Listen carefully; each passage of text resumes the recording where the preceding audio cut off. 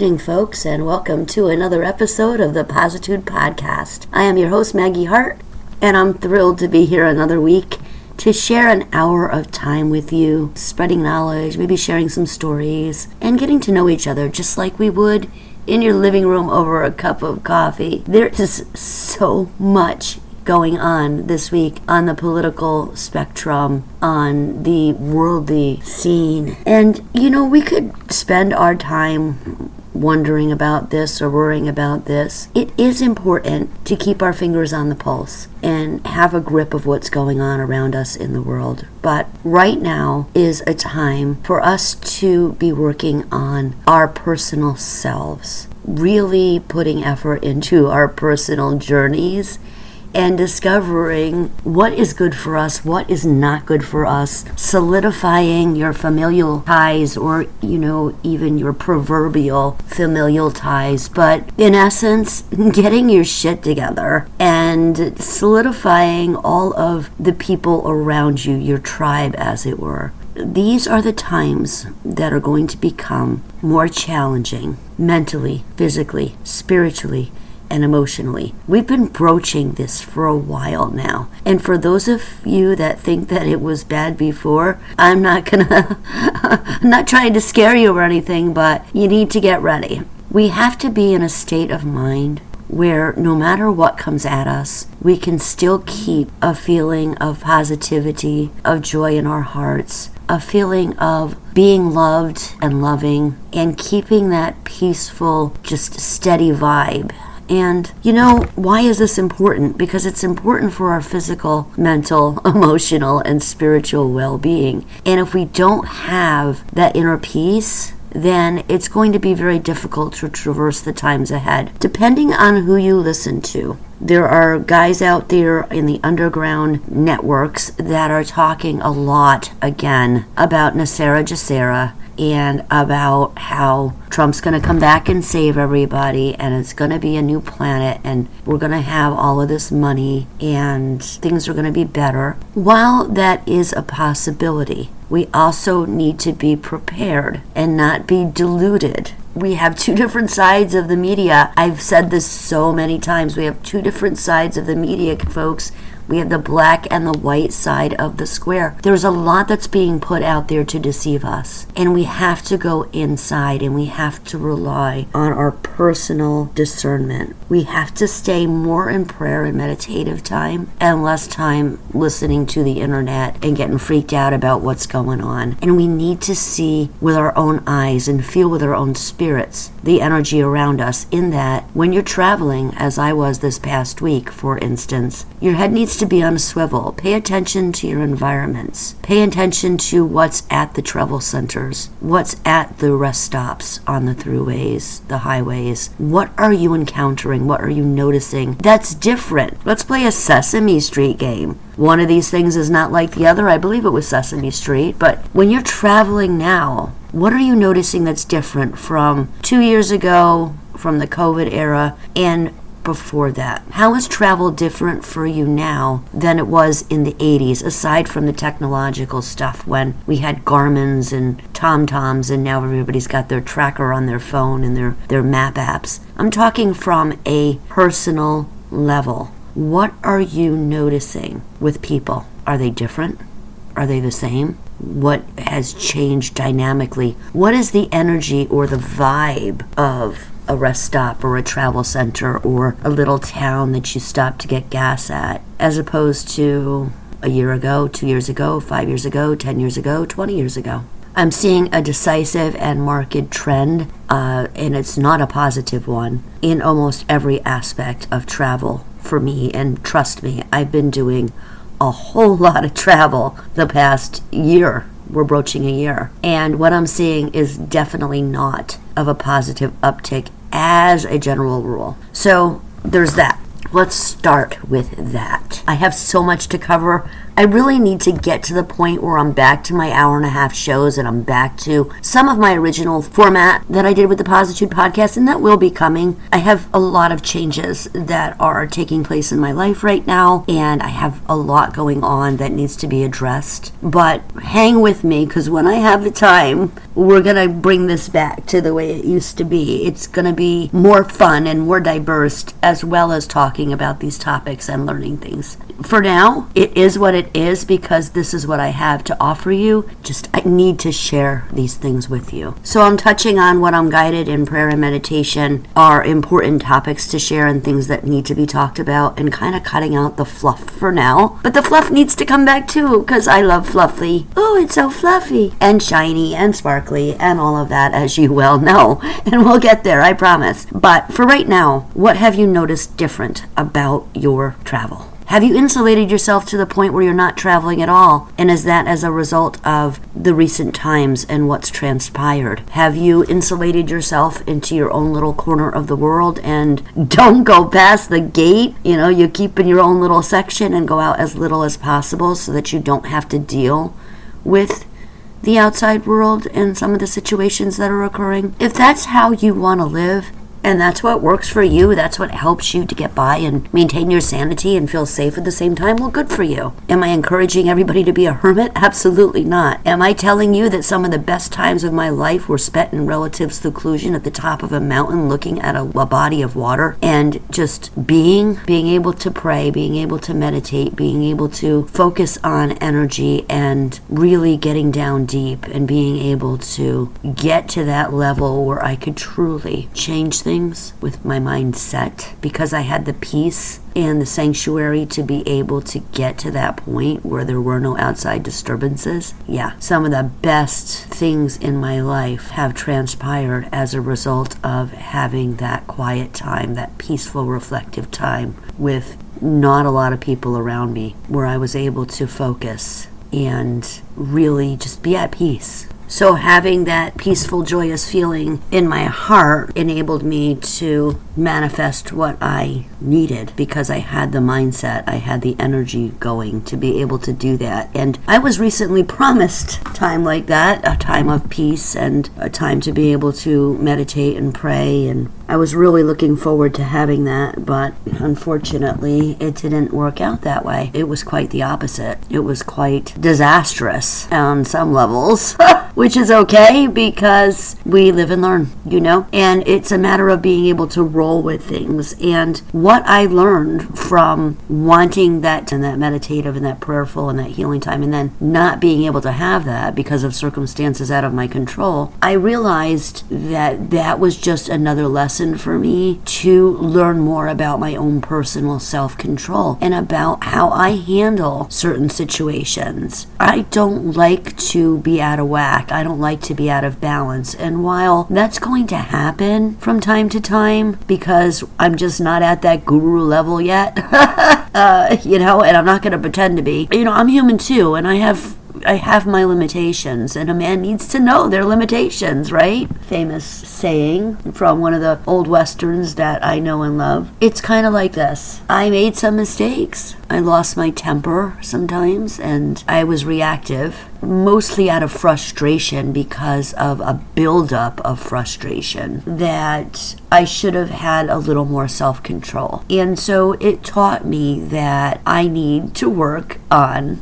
my self-control. But, that's not fair either, because as a general rule, I'm a lot better with that. It's just that I haven't had that peaceful, quiet, prayerful, and meditative time where I can get back to balance and maintain that joy in my heart and keep that vibe going. So, and some people will say you can do that anywhere, you can achieve that anywhere, and that may be so for some people. But for me personally, I need the quiet, I need the seclusion, I need the time to be able to focus without distraction. And, that's something that's spoken of in the Bible. and the verbiage is a little different, but we're supposed to rest on the seventh day. We're supposed to do nothing one day a week, whether your beliefs are Saturday or Sunday, or whether or not you don't believe in the Bible at all. That's up to you. But we all need that downtime. We all need that time to be able to rejuvenate our bodies and energize and pray and meditate and heal. Whatever you want to call it, you need that downtime. And I have not had that in virtually a year. Well, that means that when I'm told something, I should not have expectations, and I'm aware of that. But when I'm told something and I have anticipation and I expect something, I become disappointed. So I know that I'm not to have expectations of anything. I was just supposed to go with the flow and see what happens and let the universe, God, whoever you believe in, take over and control the situation, and it'll work out just the way that it's supposed to. And when it becomes a potential train wreck as a direct result of other people's actions and their choices that they made, then I gave them that power to make that choice. So that's on me. I shouldn't have relied on someone else. I should go with my inner gut and my inner wisdom to know that if I say something, I need to stick to it. And if I have to limit my time and environment around people that are controlling or negative, and trying really hard to misapply the misbelief form of treatment, in that, well, we can talk about that. Actually, we can talk about the misbelief therapy and the misbelief treatment. But if you're fully healed, then you don't go back to your old ways. And if you're fully cured, then you don't go back to your old mindset. If you say you've truly changed, then your actions and behavior consistently will reflect that. And I feel like a lot of people in today's world are following, it's a really good Christian philosophy, actually, the misbelief therapy. And basically, it's just a matter of positive thinking. Your thoughts are what you are. What you believe is who you are. And while that may be the case, there are a percentage of people out there that are fooling themselves because that's what they want to believe, but they haven't fully embraced the philosophy that goes along with any of these positive thinking and helpful and healing scenarios. So basically, you can't read a book and have it change your life unless you apply the techniques that do that. And yeah, misbelief therapy it's a great one. There's a book, Telling Yourself the Truth, by William Backus and Marie Chapman, and it does rely on scriptural passages. They clearly tell you in the scriptures, and I'm in total agreement with these guys in their book, where they take biblical passages and use them as examples for living positively. This is another example of the things that were changed and left out of the Bible. You know, there are passages in the Bible that tell you how to live positively, how to live in peace, how to live in joy, how to live in love. And we need to embrace those and we need to practice those, but we also need to expound on those, because there are also parts, in my opinion, that have been changed and left out that are sort of keys to the kingdom, as it were. And I don't mean that in a negative sense or a disrespectful sense toward the Bible. So before you start screaming at me, just know that I feel it in my gut, I feel it in my heart, and I've known this for a long time, that there are certain things that have been changed and left out of the Bible, and you've heard me talk about this before. But the essence is there, and you need to know where to look and how to pay attention to it. So while I'm being somewhat vague in my personal scenario, I'd like to bring this all back around a little bit so that it makes a little more sense to you, and then we'll continue on. What I have discovered during travel is at these rest areas and thruway stops, there are a lot more immigrants. And not only are there a lot more immigrants in every stop, in every aspect that I've made, some places more concentrated than others, they all seem to be very well dressed and driving very new and very expensive cars. In one case, I saw a Range Rover, and I was leaving a bathroom, and 3 what appeared to be Mexican girls walked in, and they were extremely well dressed. They looked like they'd walked off of Park Avenue. The second one was dripping in chains. She had between 15 to 25 chains on her, every finger covered in gold. They did not speak English, and I was exiting the bathroom, and the 3 of them came walking toward me down the little tunnel to exit the bathroom, and the first girl kind of bumped me and almost pushed me aside and looked at me with a look of disdain, and then the second one with the gold giggled and also pushed past kind of, and then so did the third. And I stood there. 20 years ago, I'd have thrown down over that. especially after the week that I had just had. But thankfully, while I was in the car on the way to that travel center, I had a chance to pray and meditate and come back to balance. So I just observed and let it go. And another thing that I noticed is that aside the disrespect, the blatant disrespect for these, what I think are illegal immigrants for the most part, is the disgusting, dirty, filthy qualities of the restrooms and just the rest stops in general. They work hard to maintain them and keep them as clean as possible, I'm sure, but I feel as though it's a losing battle. They're just animalistic in their behavior. They're just very unclean, very unkempt, have no respect for anyone or anything, has been what I've witnessed. Another thing I've witnessed, and we were talking about the vibes earlier, is there's a general energy of these people that is just not only rude, but lewd and lascivious in nature and very threatening at times, physically threatening, especially as a woman traveling and mostly traveling alone.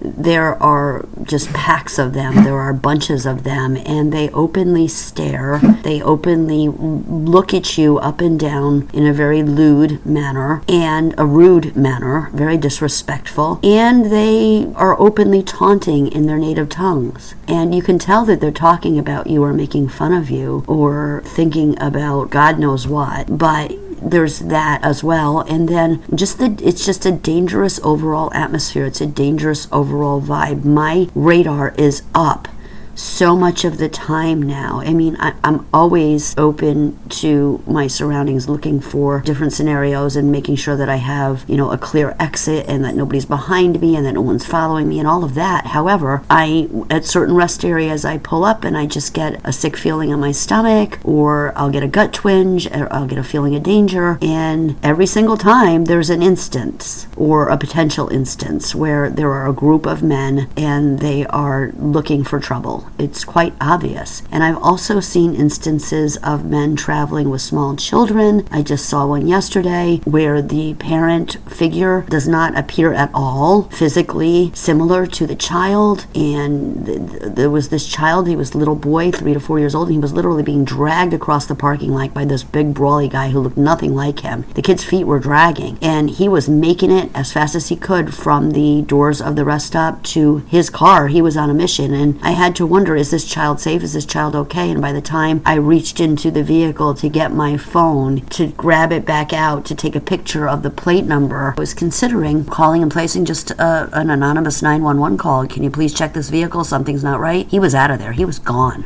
So in my personal experience, when I hear these people talk on their podcasts and their interviews about how the immigrants are being taken back to their native countries surreptitiously and things are happening under the surface that we're not aware of, I would have to disagree with that wholeheartedly, because in my personal experiences traveling extensively, what I've noticed is a very, very marked increase in the amount of what appear to be illegal immigrants at these travel centers, and not only traveling freely, but as I said earlier, with very nice clothing and very, very nice vehicles, certainly much better than I would be able to afford in these present times. And also, has anybody heard about I believe it's a bill that's in the House in California that immigrants, they want them to be given $150,000 per person for them to be able to purchase homes, and they are pushing for no interest, 0 interest rates on those loans to be given to these illegal immigrants, when we have homeless in our country that are veterans and that are elderly and just good, hardworking people that can't afford a place to live, but yet we're proposing giving these illegal immigrants $140,000 or $150,000 to purchase a home with 0 to no interest rates on the loans for the remaining balance. It's incredulous to me.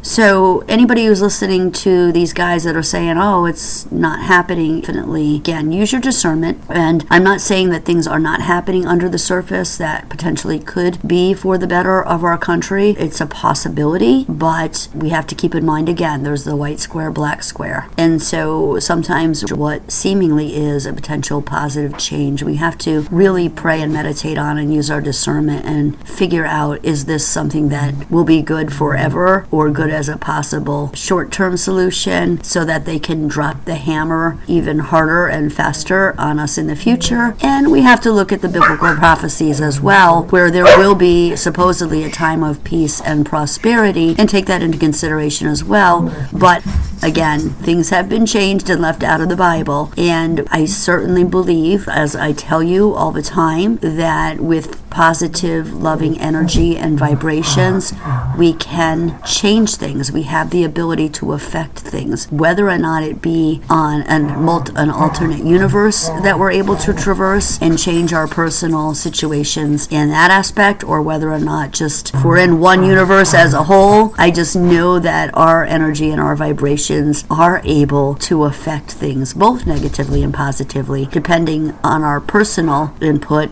as well as a collective whole. So as I've said before on my shows, this is a time for us to sharpen our skills, to hone our abilities, to make sure that we have the people around us whose backs we have and whose backs we can have, and make sure that we have people that we trust and love around us that will support us as we will them, and also energetically and spiritually to work on our own shortcomings to get to where we need to be, so that when it becomes an intrinsic impulse reaction to be able to, whatever situation we encounter, have the ability inside of us to immediately and instantly, without question, we know where we want to go and how we want to proceed in a manner that will keep us protected and keep us safe. And that will be in the spiritual realm as well as for our physical bodies.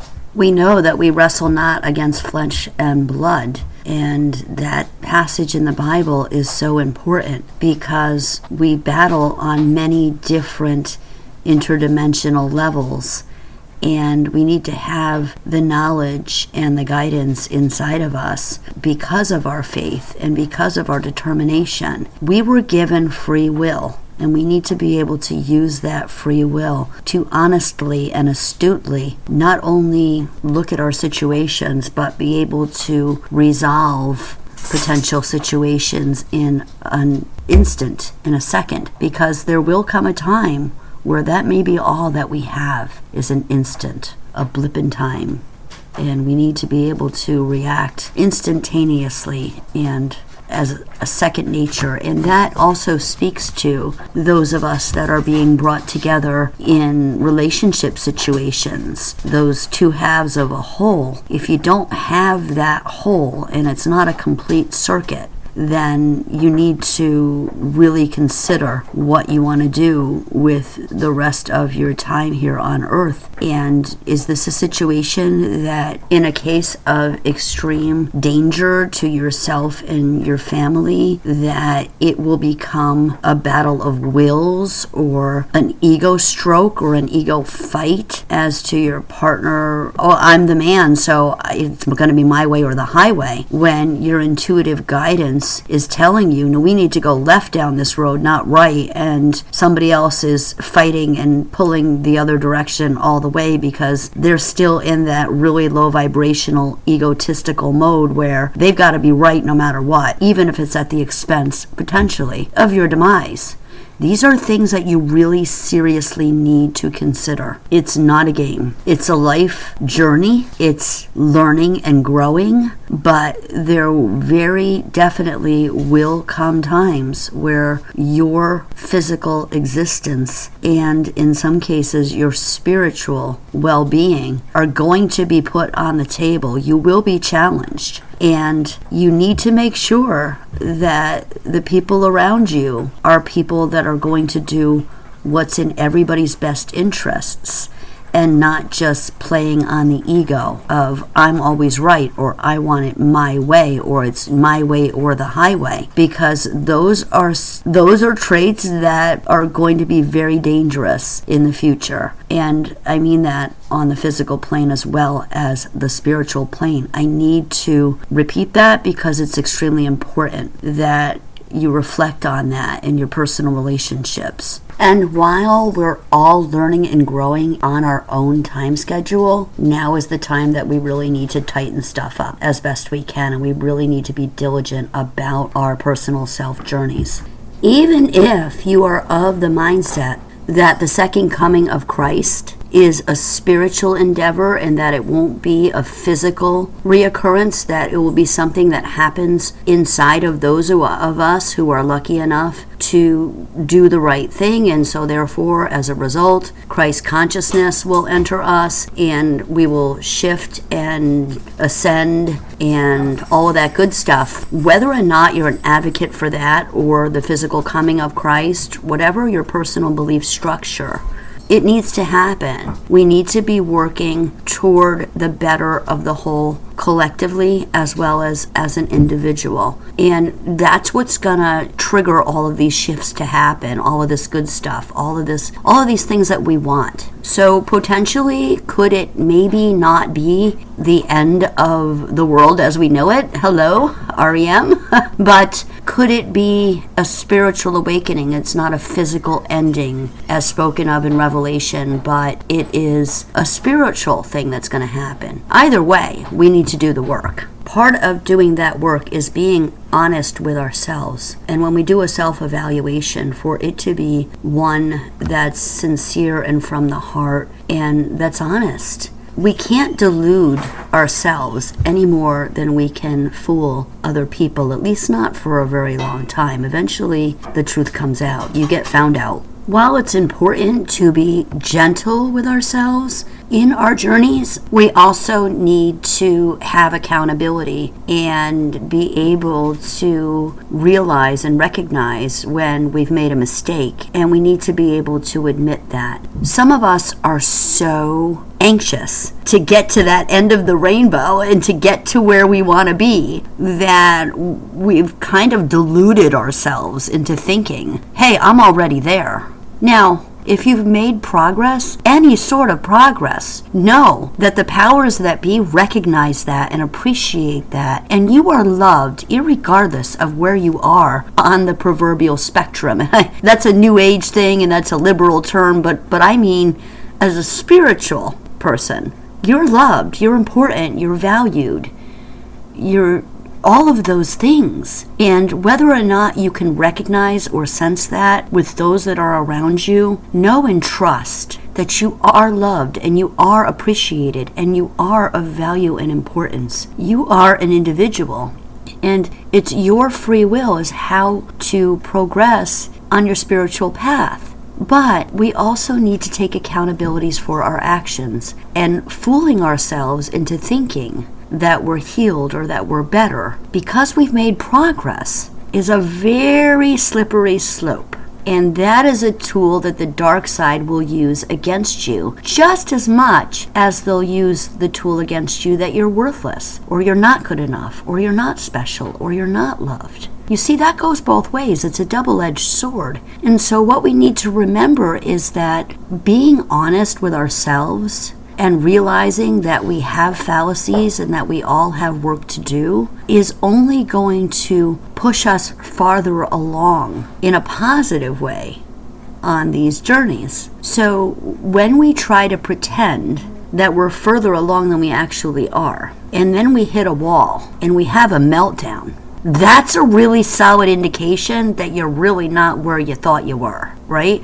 Because if you were, you wouldn't be having that meltdown. Now, personally speaking, on a lesser level, from my experiences in the past week, because I know that I haven't had my prayer and meditative time and I haven't had enough downtime, and then I was promised to have that downtime, and again, you know, we shouldn't have any expectations because then we don't have disappointments. I'm well aware of that, but I'm not at that guru level yet. So having said that, as a result of a culmination of many months of idiosyncrasies and egotistical actions and selfishness and a whole plethora of issues that I had been dealing with, what happened is basically I had reached the end of my rope. And what I mean by that is that there were just so many instances that I had gotten past and I had forgiven and I had let go and I had tried to help with and work on and help to create a better scenario and environment, irregardless of all of the time and effort that I had put in. What I had discovered was there are just some cases where you have to step back, and I have done this before. I've stepped back and I've taken a breather and I've gotten back to balance and I've taken a break and I've gone back in with the determination and the optimism and the positivity, only to be told that I was being negative when I shared some scenarios that were definitely not of a positive environment. And I had shared some situational instances that were absolutely borderline, and in some cases blatantly verbally abusive, even though I had seen some progress. And that's to be commended, and that's to be admired, and that's to be recognized. There were still many instances of very, very negative and self-righteous and egotistical and, I'm going to say the N-word, but narcissistic tendencies that reared their ugly heads. And it was at that point that I finally decided, hey, listen, for what's good for me, we can try and help and love others and heal each other as much as possible. And while I admittedly am a bulldog in that type of situation, I always want to see a person reach that height, reach that epitome of the best person that they can be. When I'm seeing either stagnant or backward progress, and it's directly affecting my emotions and my well-being and my personal self-safety, and if I feel like my safety is in jeopardy, that's definitely not a situation that I want to be in. It's at that point that I need to say, I really need to separate myself entirely from the situation because it's not healthy for me. It's just not healthy for me. It's not good for me. Now, being a professional in the field and having worked with people for as long as I have, I know inherently how to handle this type of situation and this type of behavior and this type of personality, or at least someone who's markedly showing signs of this type of personality. So maybe not textbook, but absolutely showing signs of narcissistic qualities or a narcissistic person. I've had plenty of experience with this, both in my personal and in my professional life over the years, and I know very well that I would really need to stay calm and walk away from the situation, and you have to treat someone like that as though they're a spoiled little child, because those are the tendencies that they're exhibiting at that moment, and disengage yourself from the situation rather than hit it head on. I'm well aware of all this. I've been well aware of all this. I know this. This is like textbook 101, what to not do in this situation. But after many, many months of not having that prayer and meditative time on a regular basis, which is not an excuse, okay? I'm going to take my raps for that. But I went into defense mode and I stuck up for myself and I raised my voice and I yelled. And you know what? I let it all go. And that wasn't the appropriate way for me to handle that situation. What I should have done was deflated the situation and walked away, pacified and gotten myself out of that situation, and then, addressed it at a later time. But hey, my back was against the wall, and I went back to the kid from 20 years ago who, if you're going to attack me, you know what? I'm going to defend myself. And I know that that was the wrong approach. However, at the time, my instinct took over. And so that's something that I need to work on. Am I going to be convinced that I was the person that had done all of these horrible things? That's a narcissistic tendency. and I know who I am as a person inherently. I know who I am in my soul, in my heart, and as an individual. And I have hundreds, if not thousands, of people who can attest to who I am. So I know who I am, both personally and professionally. I don't need to prove myself to anyone, but I should have just called it a counseling session, called it a day, and moved on. I didn't do that. So that's something that I need to work on, because even though it was a long time and many, many months culminating to that point, my bad. I should have had the self-reserve and the control to handle the situation a little differently. And one thing that I do is I always look at a situation after the fact and I revisit it. What could I have said differently? What could I have done differently? How could I have changed that situation? And I look at that and I examine that, and then I work on being a better person. And so, okay, I took a step backwards on that one, and I'll take the hit for it and full responsibility for that. But for the effect that I had been encountering many different scenarios over the course of a really long time, where it had been culminating and I was not deserving of any of that, no, that's not on me,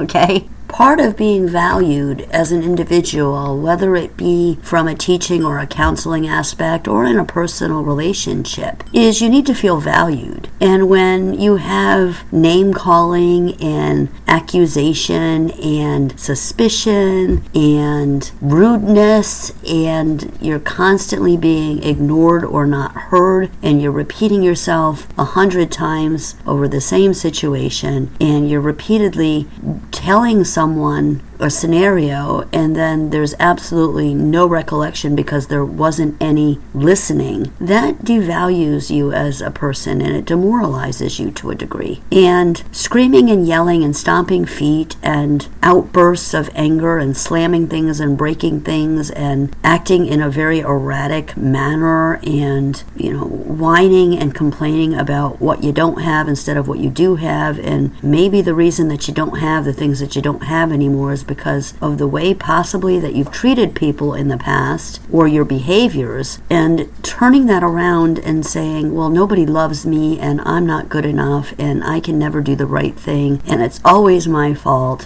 when you were your own worst enemy to begin with. That's not taking responsibility for your actions. And that's what I'm seeing on a grand scale happening. I don't know if it's because of the jab or because of the society that we live in where everybody gets a trophy irregardless, or the poor me scenario or the martyr syndrome. I can't really pinpoint it to one specific thing, but I am seeing instances of this across the board. And it's disheartening and it's upsetting, and it's making me just really hope that we can all come together as a people and be one and get over the bullshit. We need to get over the bullshit, and we need to take accountability for our own actions. And that's part of with telling yourself the truth in that book that I was mentioning earlier, where you're addressing your issues on the misbelief theory. We'll talk about that after the break, because it's got some really positive things in that book that I would like to share with you. Just want to interject one quick point, however. The behaviors that I'm seeing also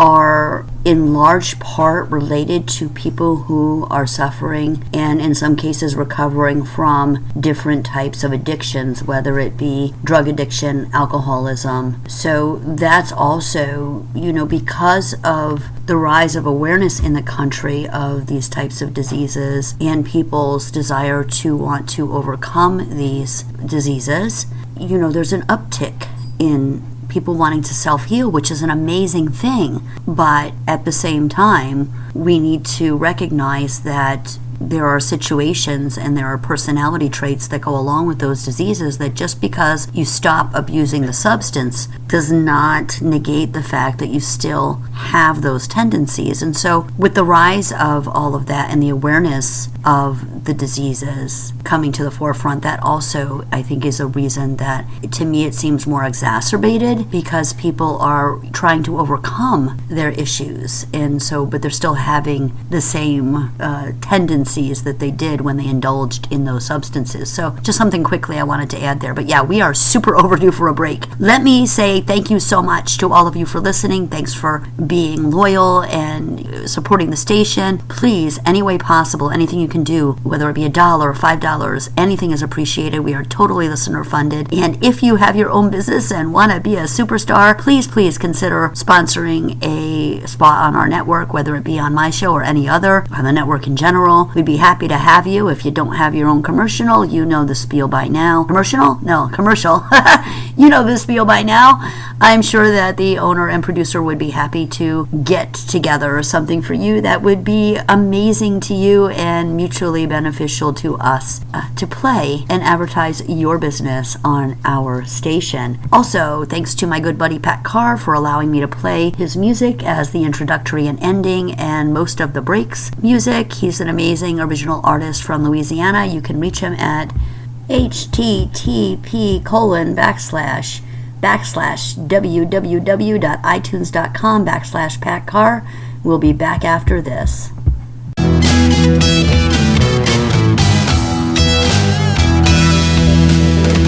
When it comes to my baby, I've got a mean streak 2 miles wide.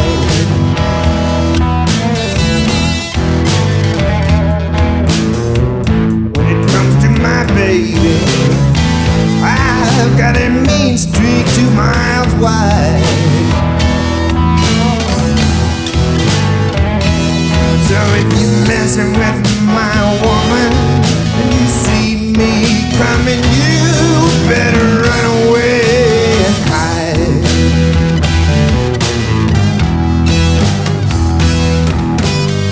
I got a pretty little woman, she don't treat me too bad. Cooks my breakfast in the morning, she loves me when I'm sad. She'll take me to the doctor when I'm feeling low and ill. She'll give me all her love until the clock stands still.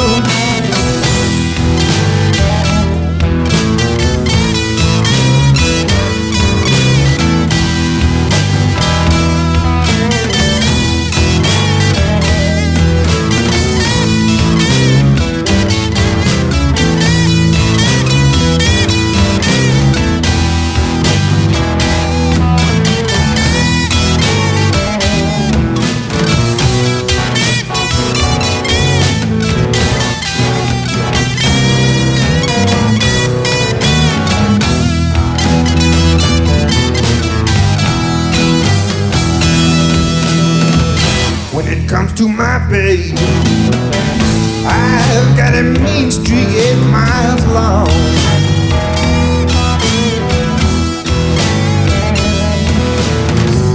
When it comes to my baby, I've got a mean streak 8 miles long.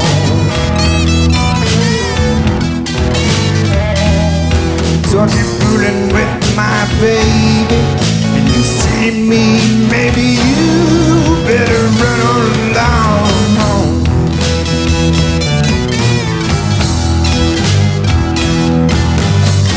I was out with my baby, some Joe stuck in fresh.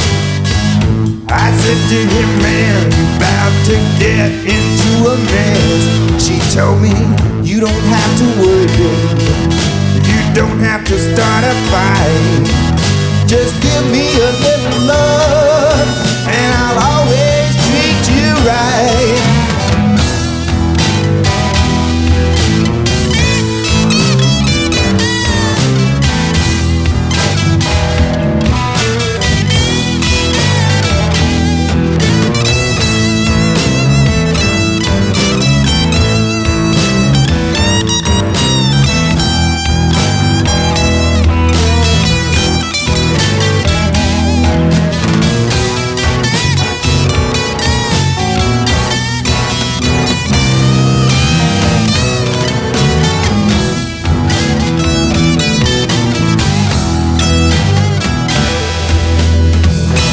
Comes to my baby, I've got a mean streak 2 miles wide.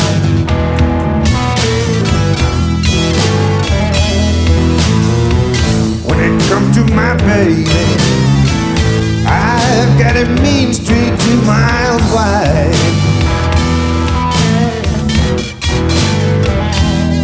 So if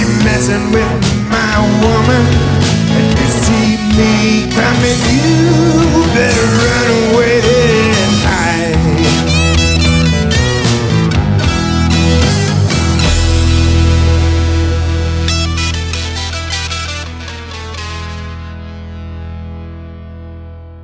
And that was Mean Streak by Pat Carr. If you don't love Pat Carr and that didn't want to make you get up and dance, there's something wrong with you.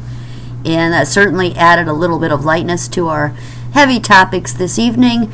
Thank you for rejoining me for the second half of the Positude podcast. I'm your host, Maggie Hart.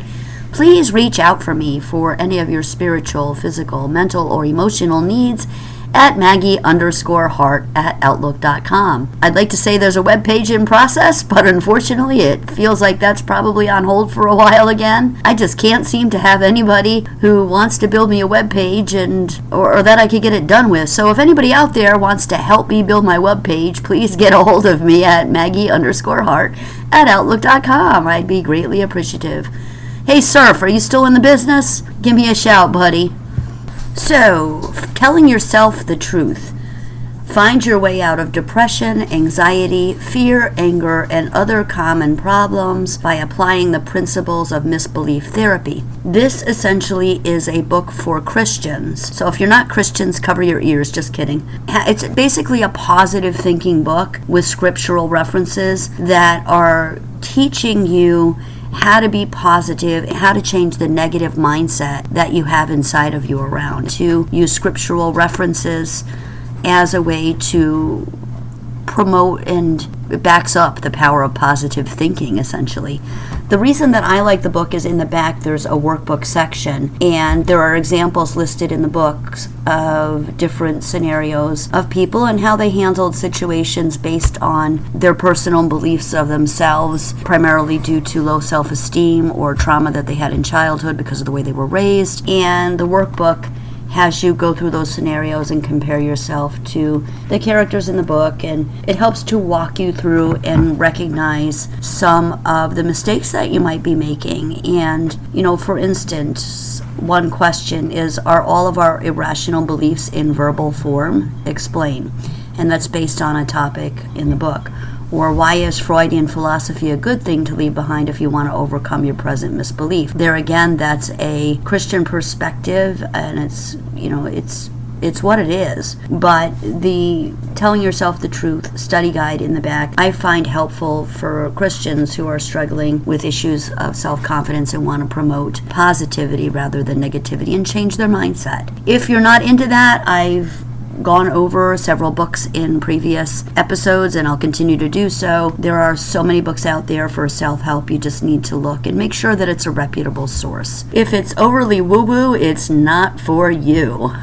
So there's a lot of new age stuff out there that I wouldn't ascribe to because it does have some witchcraft in it and spell work and rituals and things like that. So just, be careful what you're reading. Use your discernment. But here we go, delving into this book just a little bit here. The introduction reads, "This book has been written to help you live with the one person you must live with for life, you. The precepts set forth here are not new. In fact, they've been around since the time of King Solomon and before. People become happy and contented by learning how to practice the habits this book describes. The current writings of the cognitive therapists such as Albert Ellis, A.T. Beck, M.J. Mahoney, D. Meichenbaum, and Arnold Lazarus, and their scientific points of view, the writings of philosophers such as Titus and Marcus Aurelius, the findings of psychological researchers as well as the probings of the greatest minds of history bring us to the truth set forth in the Holy Scriptures and the principles we share here with you. These principles are so practical and time-tested, in fact, God's own method for destroying the strongholds of evil in the minds of men and women, that it is amazing the average reader has never heard of such things. Most of us want to be honest-to-goodness happy human beings who can handle life well and manage to feel good in spite of ever-increasing odds against us. Ironically, we use methods of achieving happiness that make us unhappy. We work at and strive for something that we can't quite catch hold of. What does it mean to be happy? We could define it as a continuing sense of well-being, a state of feeling good about life, others, and self. We could also define happiness as the absence of mental and emotional discomfort and pain. The Bible calls happy blessed. And then the quote, "Blessed, happy, fortunate, prosperous, and enviable is the man who walks and lives not in the counsel of the ungodly, but his delight and desire are in the law of the Lord and on his law." the precepts, the instructions, the teachings of God. In the Sermon on the Mount, Jesus names those who are blessed or happy. They are people who are spiritually prosperous, that is, with life joy and satisfaction in God's favor and salvation regardless of their outward conditions. What is your definition of happiness? After you answer that question, we want you to know that it's possible to be happy, really happy, in the deepest corners of your being, and to stay that way. You don't have to be a victim of circumstances, events, relationships. You don't have to be trapped by persistent, painful emotions. This book is written to help you possess the happiness you desire and to be the person you'd like to be. You can live happily ever after with the person you are and make a profound effect on those around you because of it. Misbelief therapy, as we have called our modus operandi, involves putting the truth into our value systems, philosophies, demands, expectations, moralistic and emotional assumptions, as well as into the words we tell ourselves. The Bible says it is the truth that sets man free. Jesus Christ is the living truth. When we inject the truth into our every thought, taking a therapeutic broom and sweeping away the lies and misbeliefs which have enslaved us, we find our lives radically changed for the happier, better. It is our hope that other professionals will join us in the exciting discovery that truth as it is in Jesus is a teachable way of life which leads to wholeness, restored functioning, and freedom from neuroses. We ask the indulgence of our professionally trained readers who will find little scientific terminology in this book. We have purposely eschewed psychologies in order that all of our readers will feel comfortable with us. Recently, we completed a research project which involved follow-up calls to every client seen at the Center for Christian Psychological Services in a 6-month period. The purpose was to ascertain how well misbelief therapy, as we call it, had actually worked in the lives of the clients. The results were gratifying. 95% of the clients that had been treated at the center had improved. Not only that, but these people were able to cite specific behaviors which had changed for the better. They were enthusiastic over the treatment they had received and the results that had been obtained in their lives. That is why we feel confident in recommending that you not only read this book, but that you also put into practice the procedures it offers you for bringing about real change in your life. You will be learning skills with which you will want to keep forever. So it gives an example of a story of a man who's had some issues, and basically it is the power of positive thinking. Instead of him thinking, I'm a failure and no good, he should say, the marriage failed, but I am deeply loved by God, therefore I am important. Instead of I'm so lonely and miserable, I'm alone, but I am not lonely. Instead of I'm separated from my family and there's no joy anymore for me, I'm separated from my family and that hurts. I can function even though I hurt. So you get the general idea here. But I like the scriptural references. Here it says in the book of Proverbs in the Bible, it reads, as a man thinketh in his heart, so is he. In exploring this and other scriptural references pertaining to the importance of right thinking, we discover the Bible solidly teaches that man's feelings, passions, and behavior are subject to and conditioned by the way he thinks. This is something I've been saying all along. The Bible is definitely a reference. It even talks about Martin Luther. There's a statement, oh, I can't do anything right, is a misbelief statement. If you believe words like that, you're believing a lie. Martin Luther, teaching the meaning of the 6th petition of the Lord's Prayer, lead us not into temptation, wrote, we pray in this petition that God would guard us and keep us lest the devil, the world, and our flesh lead us into misbelief, despair, and other great shame and vice. And then, the consequences of misbelief do lead to despair and other great shame and vice. It goes on to give other examples and basically reinforces you'll believe what you tell yourself, so you want to think positively and change your mindset, change your thought. It says God does not want his children to suffer depression, worry, and intractable anger. Did you know God wants us to be able to control our feelings and actions? We can do it when we get rid of our misbeliefs and start paying attention to our self-talk. Talking about the premise of misbelief theory, it says this will work for you. It will work for you even if nothing else has, because its effectiveness depends upon very explicit psychological laws which are as universal as the law of gravity. The law of gravity is evident when you drop something, causing it to fall straight toward the center of the earth. So it is with the laws governing the relationship between belief and behavior. What you believe affects how you behave, something I've been saying for years. Skipping around here, it also says you're talking about your early years. Examining your early years may be important for the following reasons. To discover your misbeliefs learned in childhood, to discover your misbeliefs about events in your childhood, to examine your self-talk. What did you tell yourself then? And what do you tell yourself now? When you were a child, you may have thought it was terrible if you lost something or if someone was cruel to you, mistreated you, or treated you unjustly. Examining your early self-talk may reveal some of your current misbeliefs. Once these are discovered, you can go to work changing your present thoughts and attitudes. By working on the lies you tell yourself now, you can successfully learn how to be a happy person in spite of anything that has happened to you in your life. It talks about the book of Proverbs that says, "As he thinketh in his own heart, so is he, and the thoughts of the righteous are right, ... part of a quote. And the book of Psalms gives us many words regarding man's thoughts and the material he puts into his mind. I thought on my ways and turned my feet onto thy testimonies. So I love the fact that it's using these Bible passages to reinforce the positive thinking, because we've known that this has always been a part of our healing process. And I've known that there are parts of the Bible that are there to help us heal. It's just I believe that parts were taken out that may give us specific ways and examples of how to heal. It also says, choose to say truthful things about yourself to yourself. When you hear yourself say something false about yourself, stop. You can do it. Just say aloud, no, I don't want to say that. It is not true.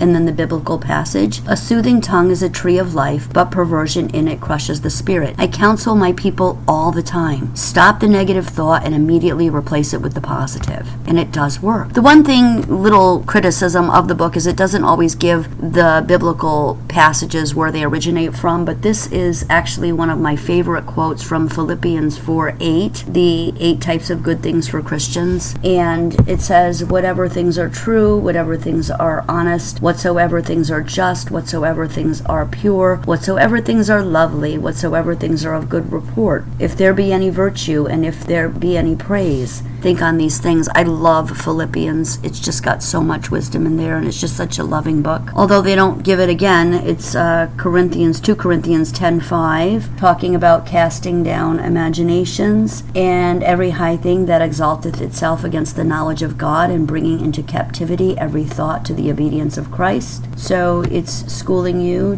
to not speak evil of anybody and not to speak evil, and to speak evil of yourself in a belittling or destructive way, the book says, is in his sight evil. This is from Psalms 34:13. Again, it doesn't give it credit, but it does have the passage, keep thy tongue from evil and thy lips from speaking guile against yourself as well as anyone else.